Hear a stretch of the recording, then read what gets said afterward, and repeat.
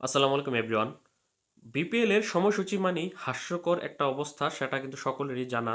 আমি আমার নোয়াখালী এক্সপ্রেসের সময়সূচি নিয়ে ভিডিওতে জানিয়েছিলাম যে তারা নোয়াখালী এক্সপ্রেসের ঢাকা পর্বে পরপর ৩টা ম্যাচ রেখেছে, যেটা খুবই আসলে হাস্যকর। সেটা আসলে বলে বোঝানো যাবে না যে তারা কী ধরনের ব্লান্ডারটা করেছে, যেটা নিয়ে মানুষের মধ্যে কোনো আলোচনাও দেখছি না।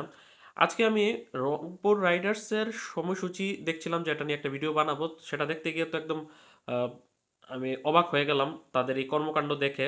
সেটা হচ্ছে, প্রথমত তো রংপুর রাইডার্সের 26 ডিসেম্বর, 27 ডিসেম্বর, 28 ডিসেম্বর প্রথম 3 দিনে কোনো খেলাই নেই। 29 ডিসেম্বর তাদের প্রথম ম্যাচ। তার উপর আবার তাদের পরপর 2 ম্যাচ রয়েছে, এরকম 4টা ঘটনা রয়েছে। 29 ডিসেম্বর রংপুরের ম্যাচ আছে, 30 ডিসেম্বর আছে পরপর 2 দিন। তারপর আবার 1 জানুয়ারি, 2 জানুয়ারি পরপর 2 দিন, 5 জানুয়ারি, 6 জানুয়ারি পরপর 2 দিন, 11 জানুয়ারি, 12 জানুয়ারি পরপর 2 দিন। এ হচ্ছে তাদের 8টি ম্যাচ, যেগুলো পরপর 2 দিন হবে। এছাড়া মাঝে 8 জানুয়ারি এবং 17 জানুয়ারি পৃথক 2টা আলাদা সময়ে 2টা ম্যাচ তাদের রয়েছে। এই হচ্ছে তাদের 10 ম্যাচের সময়সূচি লিগ পর্বের। পূর্ণাঙ্গটা আমি বলবো, তার আগে যদি বলিনি, সিলেক্ট পর্বে তারা 4টি ম্যাচ খেলবে আগামী 29 ডিসেম্বর, 30 ডিসেম্বর, 1 জানুয়ারি এবং 2 জানুয়ারি। চট্টগ্রাম পর্বে তারা 5টি ম্যাচ খেলবে, 5 জানুয়ারি, 6 জানুয়ারি, 8 জানুয়ারি, 11 জানুয়ারি এবং 12 জানুয়ারি। এবং ঢাকা পর্বে গিয়ে তারা মাত্র একটি ম্যাচ খেলবে আগামী 17 জানুয়ারি। এখন যদি পূর্ণাঙ্গ সময়সূচিটা বলি, এর মধ্যে সিলেট পর্বে তারা আগামী 29 ডিসেম্বর দুপুর 1টায় মুখোমুখি হবে চট্টগ্রাম রয়্যালসের বিপক্ষে। তারপর দিনই অর্থাৎ 30 ডিসেম্বর সন্ধ্যা 6টায় তারা মুখোমুখি হবে ঢাকা ক্যাপিটালসের বিপক্ষে। তারপর মাঝে 31 ডিসেম্বর একদিন বিরতি। তারপর দিন 1 জানুয়ারি সন্ধ্যা 6টায় তারা মুখোমুখি হবে রাজশাহী ওয়ারিয়র্সের বিপক্ষে। তারপর দিন 2 জানুয়ারি সন্ধ্যা 7টায় তারা মুখোমুখি হবে সিলেট টাইটান্সের বিপক্ষে। তারপর তাদের সিলেট পর্ব শেষ হয়ে যাবে। তারপর চট্টগ্রাম পর্বে গিয়ে তারা 5 জানুয়ারি থেকে 12 জানুয়ারি মোট 5টি ম্যাচ খেলবে। এর মধ্যে 5 জানুয়ারি দুপুর 1টায় তারা মুখোমুখি হবে ঢাকা ক্যাপিটালসের বিপক্ষে।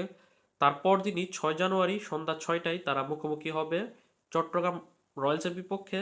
তারপর মাঝে একদিন বিরতি, 7 জানুয়ারির বিরতি দিয়ে 8 জানুয়ারি দুপুর 1টায় তারা মুখোমুখি হবে সিলেট টাইটান্সের বিপক্ষে। তারপর মাঝে 2 দিন বিরতি, 9 এবং 10 জানুয়ারি। তারপর 11 জানুয়ারি দুপুর 1টায় তারা মুখোমুখি হবে নোয়াখালী এক্সপ্রেসের বিপক্ষে। তারপর দিনই 12 জানুয়ারি দুপুর 1টায় তারা মুখোমুখি হবে রাজশাহী ওয়ারিয়র্সের বিপক্ষে। তারপর চট্টগ্রাম পর্ব শেষ হয়ে যাবে, তারা চলে যাবে ঢাকায়। সেখানে গিয়ে 13 জানুয়ারি, 14 জানুয়ারি, 15 জানুয়ারি, 16 জানুয়ারি 4 দিন বিরতির পর 17 জানুয়ারি সন্ধ্যা 6টায় তারা মুখোমুখি হবে নোয়াখালী এক্সপ্রেসের বিপক্ষে। এই হচ্ছে তাদের 10 ম্যাচের সময়সূচি লিগ পর্বের। তার উপর যদি তারা পয়েন্ট টেবিলের শীর্ষ 4-এ থাকতে পারে, সেক্ষেত্রে 19 জানুয়ারি থেকে 23 জানুয়ারি প্লে অফের ম্যাচগুলো খেলবে। 19 জানুয়ারি এলিমিনেটর এবং ফার্স্ট কোয়ালিফায়ার অনুষ্ঠিত হবে দুপুর 1টা এবং 6টায়। তারপর 20 জানুয়ারি বিরতি দিয়ে 21 জানুয়ারি দ্বিতীয় কোয়ালিফায়ার ম্যাচ অনুষ্ঠিত হবে সন্ধ্যা 6টায়। তারপর একদিন বিরতি দিয়ে 23 জানুয়ারি ফাইনাল ম্যাচ অনুষ্ঠিত হবে সন্ধ্যা 7টায় এবং 24 জানুয়ারি হচ্ছে রিজার্ভ ডে। এখন কথা হচ্ছে, এই যে রংপুর রাইডার্সের যে এই 26, 27, 28 ডিসেম্বর টানা 3 দিন, মানে প্রথম 3 দিন বিপিএল শুরু হবে 26 তারিখ, 26, 27, 28 3 দিন তাদের কোনো খেলাই নেই।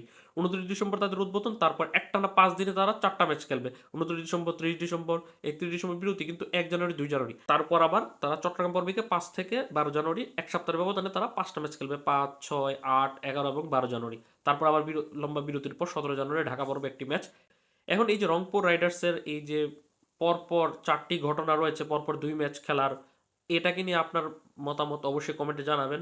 এমনটা নোয়াখালী এক্সপ্রেসের সাথে হয়েছে, যেটা পরপর তাদের 3টা ম্যাচ একটা ঘটনা আছে। এছাড়া অন্যান্য দল, 2টা দলকে নিয়ে আমি ভিডিও করেছি, রাজশাহী ওয়ারিয়র্স এবং সিলেট টাইটান্স। তাদের সাথে এরকম হয়েছে যে পরপর তাদের 2 ম্যাচ রয়েছে, এরকম একাধিকবার হয়েছে। কিন্তু রংপুর রাইডার্সের পরপর 2 ম্যাচ 4বার এই ঘটনাটা ঘটেছে। সেটা খুবই আসলে পীড়াদায়ক। এখন দেখার বিষয় এই সূচিতে কিভাবে রংপুর রাইডার্স তারা ম্যানেজ করে। আল্লাহ হাফেজ।